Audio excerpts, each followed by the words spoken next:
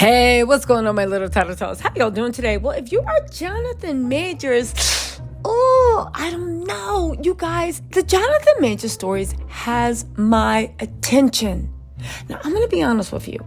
When the news first came out and I heard everything, I was like, something's not sitting right in my soul. I think this is a setup. Then 8 victims came out and they were cooperating with the DA. And I was like, wait a second. Ain't no way. Jonathan, kiss your career goodbye.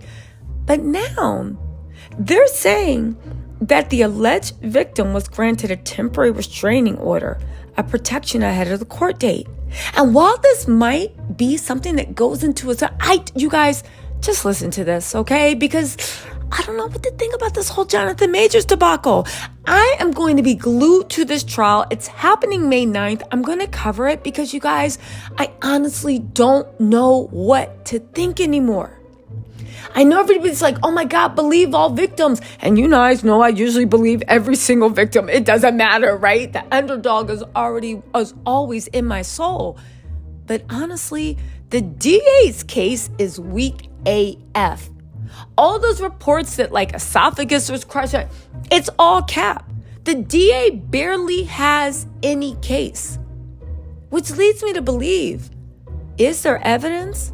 Because the victim is even cooperating with the DA. And the DA is still acting like they have a weak case. If you know, you know. That's not to say that he's not guilty.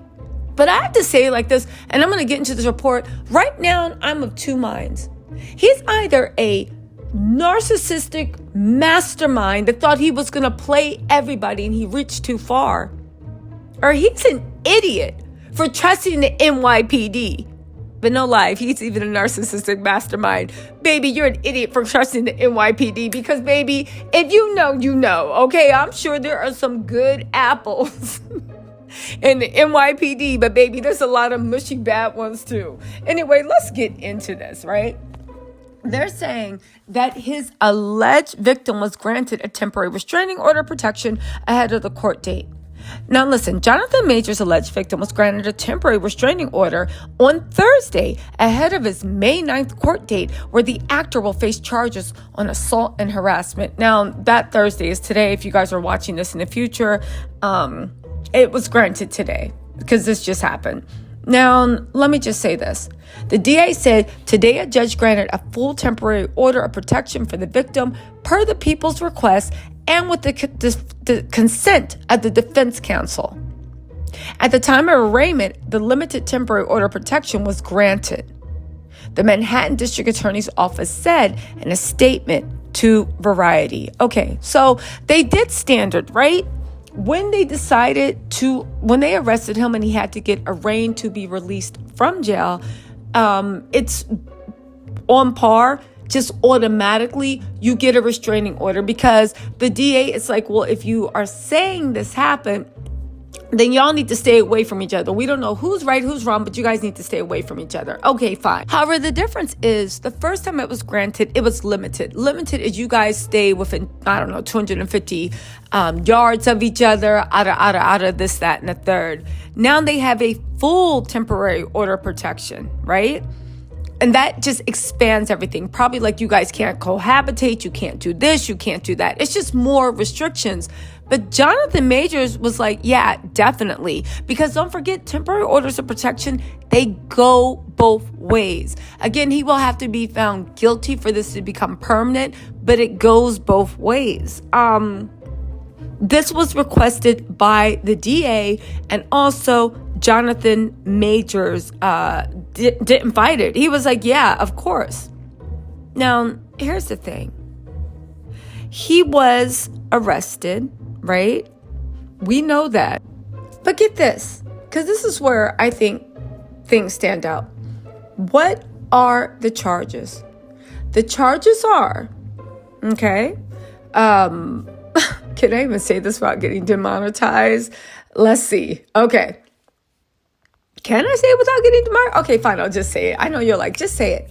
He was charged with harassment, strangulation, and assault over the alleged incident last month, though his legal team has strongly denied his client has any wrongdoing.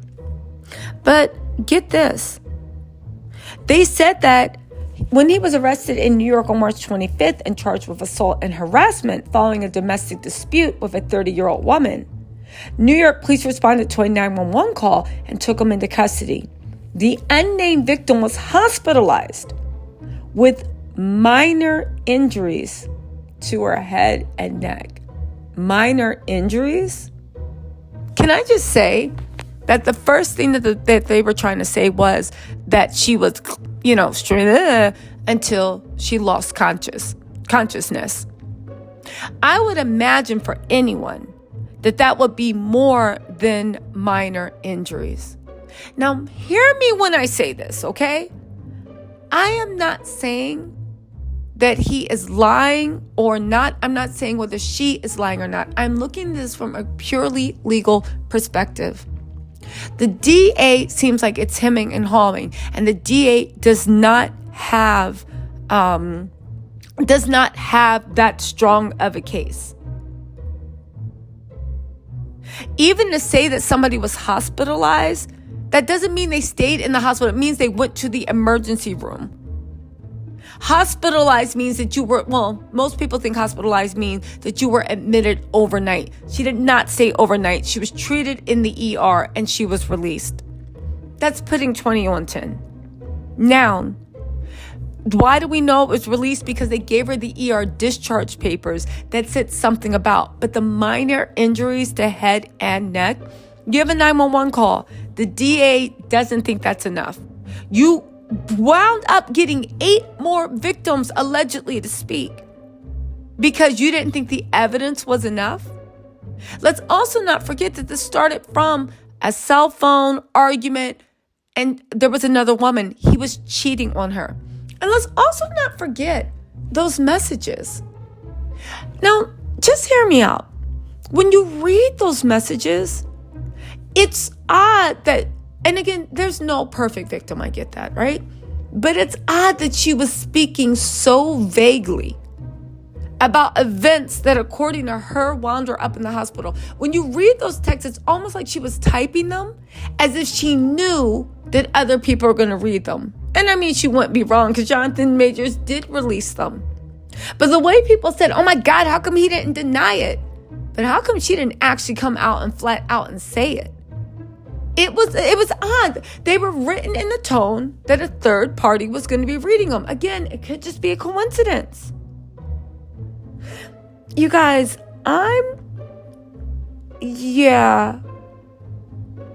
Again, they're saying that multiple alleged victims have come forward and are cooperating with the DA's office. He was, of course, dropped by his management and his publicist company. It looks like Damson Idris, by the way, Lori Harvey's boyfriend, might be playing Kang in replacing him in an upcoming movie. But honestly, y'all, listen, I'm going to have to cover this trial because at this point, there's so much that I'm even leaving out. I don't know what to think. And I know everybody says, okay, believe all victims. And listen, at this point, we do, but I'm actually waiting to see what evidence the DA has. Because right now, the way the DA is moving doesn't seem like it has a strong case. It seems like there's a lot of circumstantial stuff, but I think they are relying at the end of the day, because there's not that much physical evidence, they're relying on the testimony of the alleged victim. And from right now, they just don't find that alleged victim very credible. She has changed her story multiple times. There's all these text messages, all this stuff. That's not to say he didn't do it. But again, at this point, I'm like, you're either a mastermind or the biggest idiot in the world. Yeah. You guys, let me know what you think in the comments. Have you guys heard anything? This is the latest thing. Even this, yeah. You guys, let me know what you think in the comments, and I will talk to you later. Bye.